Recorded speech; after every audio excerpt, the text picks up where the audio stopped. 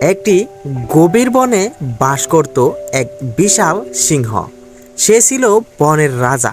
সবাই তাকে ভয় করত, কারণ সে রাগী আর গম্ভীর স্বভাবের ছিল। একদিন দুপুরবেলা সিংহটি বড় গাছের নিচে ঘুমাচ্ছিল। হঠাৎ এক ছোট্ট চড়ুই পাখি উড়ে এসে সিংহের গায়ের ওপর বসে গান গাইতে শুরু করলো। সিংহ বিরক্ত হয়ে জেগে উঠল আর চড়ুইটিকে ধরতে গেল। চড়ুই ভয় পেয়ে বলল, হে বনের রাজা, আমাকে মারবেন না। আমি ছোট্ট আর দুর্বল। যদি আমাকে বাঁচিয়ে দেন, কোনো একদিন আমি আপনার উপকার করব।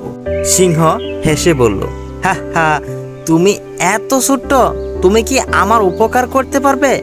তবু যাও, তোমাকে ছেড়ে দিলাম। কিছুদিন পর বনের শিকারীরা সিংহকে জালে ফেদে ফেলে দিল। সিংহ অনেক চেষ্টা করেও বের হতে পারছিল না। তখন সেই ছোট্ট চড়ুই এসে তার বন্ধুদের ডাকলো।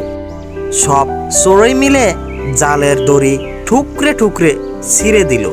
অবশেষে সিংহ মুক্ত হলো। সে অবাক হয়ে বলল, আজ বুঝলাম, ছোট্ট হলেও কেউ অমূল্য বন্ধু হতে পারে। সেদিন থেকে সিংহ আর চড়ুই গভীর বন্ধু হয়ে গেল। ধন্যবাদ।